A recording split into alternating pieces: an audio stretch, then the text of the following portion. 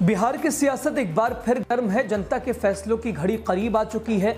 नेता वादे कर रहे हैं और पार्टियां समीकरण बना रही हैं और जनता पूछ रही है अब की बार किसकी सरकार। नमस्कार, आपका बहुत स्वागत है। द राजनीति का विशेष बुलेटिन आप देख रहे हैं बिहार चुनाव से जुड़ा हुआ। चलिए बुलेटिन की शुरुआत करते हैं। बिहार की राजधानी पटना से इस वक्त की बड़ी और सनसनीखेज तस्वीर सामने आई है दोस्तों, जिसे आप देखकर दंग रह जाएंगे।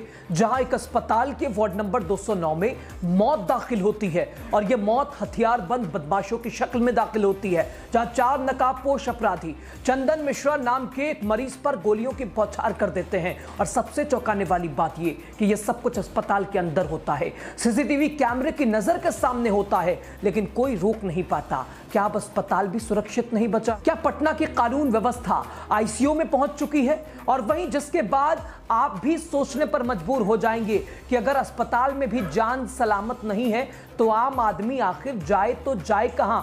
नीतीश सरकार की नींदें आखिर खोलेंगे तो कब खोलेंगी? अब क्राइम का ग्राफ तो लगातार बढ़ा ही है और अस्पताल के आईसीयू में अब मर्डर हो जा रहा है। तो सोचिए, बिहार में क्या सुरक्षित है नागरिक? बिहार के लोग क्या सुरक्षित है? यह बड़ा सवाल। आपके दोस्तों इस खबर पर क्या प्रतिक्रिया, जरूर कमेंट के जरिए अपनी राय दीजिएगा। कर रहे हैं इधर प्रधानमंत्री नरेंद्र मोदी की सौगात की बारिश या चुनावी जुमला। जी हां, प्रधानमंत्री नरेंद्र मोदी 18 जुलाई को बिहार के मोतिहारी आ रहे हैं। एक बार फिर प्रधानमंत्री का यह बिहार दौरा।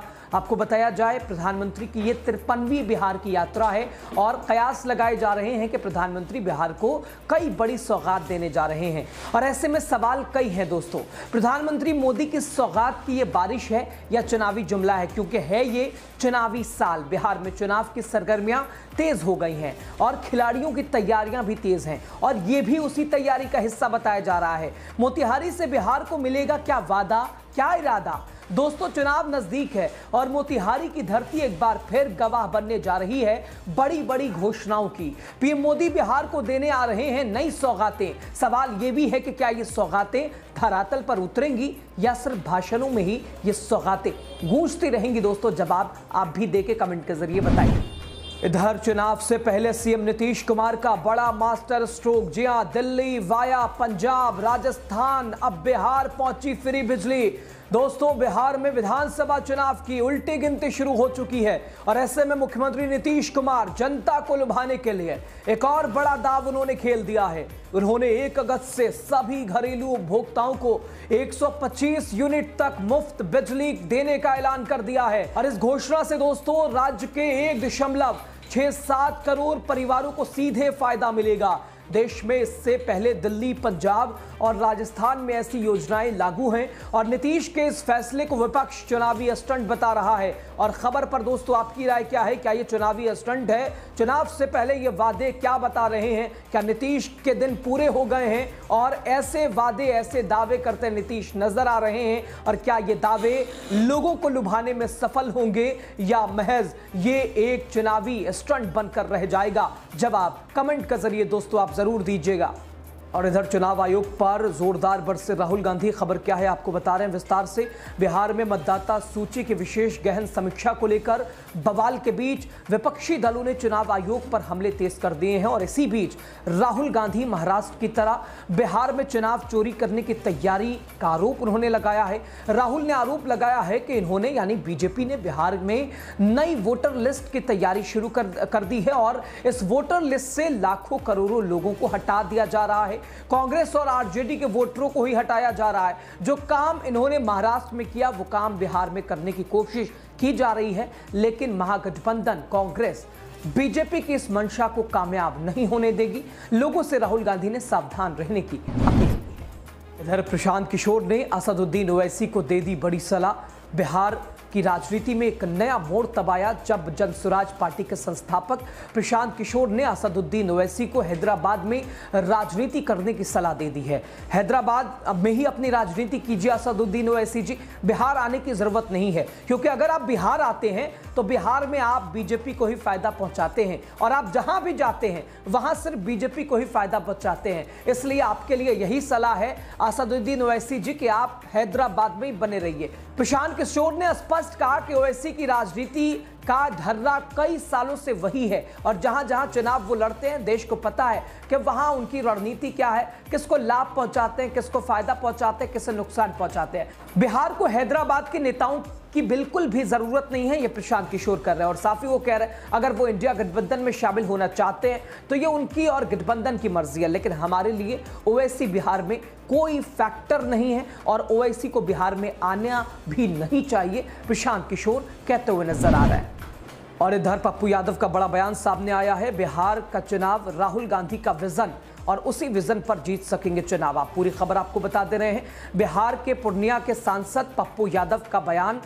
पप्पू यादव ने राहुल गांधी को अर्जुन बताया और कहा कि हम उनके विजन पर विधानसभा चुनाव जीतेंगे। पटना में पत्रकारों से बातचीत करते हुए पप्पू यादव ने महागठबंधन की एकजुटता की बात कहा महागठबंधन एकजुट है। उन्होंने कहा कि हमारे मुद्दों की अगर हम बात करें तो गुंडाराज और मतदाता सूची का विशेष गहन पुनरीक्षण यानी SRO, साफ तौर पर हम इन तमाम चीज़ों को खत्म करेंगे और ये चुनाव में हमारा विशेष मुद्दा होगा। बीजेपी को जमकर चुनौती देने के लिए महागठबंधन कांग्रेस तैयार है, पप्पू यादव कहते हुए नजर आए हैं। इधर सीट शेयरिंग पर कांग्रेस का बड़ा संकेत और वहीं दूसरी तरफ तेजस्वी यादव पर भरोसा भी कांग्रेस को बिल्कुल अटूट है। खबर क्या है पूरी आपको विस्तार से बता रहे हैं। बिहार में महागठबंधन की रणनीति और सियासी समीकरणों को लेकर हलचल बेहद तेज है और इसी बीच बिहार कांग्रेस अध्यक्ष राजेश राम ने सीट शेयरिंग और पप्पू यादव के सवाल, आरजेडी कांग्रेस के रिश्ते, तेजस्वी यादव के नेतृत्व पर खुलकर अपनी बात रख दी है। राजेश राम ने कहा कि हम सरलता सहजता के साथ सभी मुद्दों पर आगे बढ़ रहे हैं। सीट शेयरिंग का फॉर्मेट पॉजिटिव है। सीट शेयरिंग कोई इशू, कोई मुद्दा है ही नहीं है। 2020 विधानसभा चुनाव में जितना सीटों पर कांग्रेस ने चुनाव लड़ा था, इसी के आसपास इस बार भी चुनाव लड़ेगी, यानी महागठबंधन बड़ी मजबूती के साथ एनडीए को चुनौती देने के लिए बिहार में तैयार है। परिणाम क्या होगा ये दोस्तों खैर आने वाला समय बताएगा। उधर पीके ने दे दी मुसलमानों को नसीहत, इलेक्शन कमीशन पर भी जमकर साध दिया निशाना। खबर पूरी विस्तार से समझिए। जनसुराज के सूत्रधार प्रशांत किशोर ने बिहार बदलाव यात्रा के दौरान जनसभा को संबोधित किया। किशनगंज के बहादुरगंज में जनसभा के बाद पत्रकारों से प्रशांत किशोर ने बात की और उन्होंने बिहार में जारी विशेष मतदाता पुनरीक्षण अभियान यानी SIR पर केंद्रीय चुनाव आयोग को जमकर घेरा। एक दो नहीं कई सवाल उठा दिए। उन्होंने कहा कि चुनाव आयोग का ये अभियान बीजेपी का एक षड्यंत्र है और उन्होंने कहा कि ये चुनाव आयोग आपकी नागरिकता तय नहीं कर सकती है। अगर आपका नाम वोटर लिस्ट से कटता है तो आप जनसुराज से संपर्क करिए, हम लोग आपकी मदद, आपकी लड़ाई लड़ेंगे और बीजेपी की जो मंशा है उसे पूरी तरह से खत्म करने का काम प्रशांत किशोर की अगुवाई में जनसुराज करने का काम करेगी। और इधर बिहार चुनाव में चंद्रशेखर आजाद की एंट्री हो गई है। जी हां दोस्तों, खबर आपको बता रहे हैं विस्तार से। बिहार विधानसभा चुनाव से पहले प्रदेश की सियासत में हलचल तेज है और अब तक जहां मुख्य मुकाबला एनडीए और इंडिया गठबंधन के बीच माना जा रहा था और वहीं अब इस बीच बाहरी दल भी चुनावी मैदान में उतरने लगे हैं। उत्तर प्रदेश के भीम आर्मी प्रमुख चंद्रशेखर आजाद की पार्टी आजाद समाज पार्टी काशीराम ने भी बिहार में दम दिखाने का ऐलान कर दिया। यानी अब मुकाबला क्या ट्रायंगुलर होगा, किनके बीच होगा, कौन किसका वोट काटेगा, ये तमाम बड़े सवाल हैं, लेकिन जवाब दोस्तों आप कमेंट के जरिए दे सकते हैं।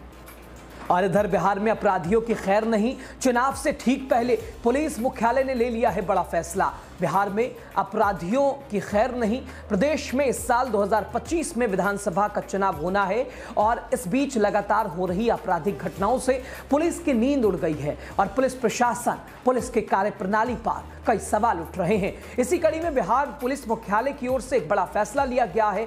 बिहार में बढ़ते अपराध और हत्याओं की वारदातों को देखते हुए पुलिस मुख्यालय ने शूटर सेल बनाने का फैसला लिया है। इस सेल के माध्यम से जिलेवार कुख्यात अपराधियों को सक्रिय शूटरों की पहचान कर उन पर कड़ी कार्रवाई, निगरानी रखी जाएगी। बिहार विधानसभा चुनाव से पहले पुलिस मुख्यालय का यह बड़ा फैसला दोस्तों, इस पर आपकी राय क्या है कमेंट के जरिए जरूर बताइएगा।